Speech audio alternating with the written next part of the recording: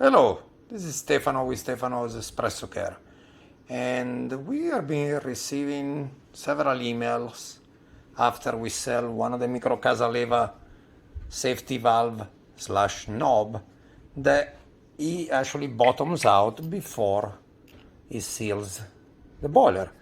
It is actually not so. You have the feeling that it might not seal all the way and the plastic or the knob touches before the o-ring gets compressed, since you were used to the older one that was made of a different brass instead of the what they call the white brass now.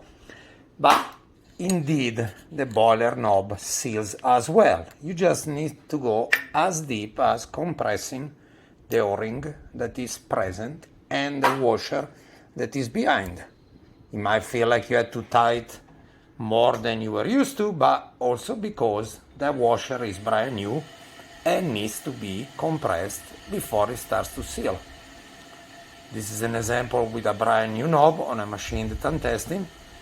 Stand by, and once the machine is in full pressure, I will turn the video back on. Hello again, the machine is at full pressure now, and as you can see, the knob is not leaking. This consideration can be applied as well to the semi-automatica, which of course you don't remove this knob as often as the other one, but they have the same type of valve and the same o-ring and compression washer.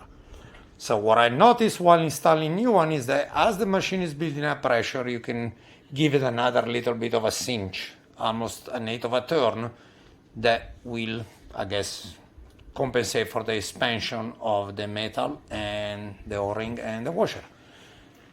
As I mentioned, machine is now in full pressure and the new style knob is not leaking. Thank you for watching.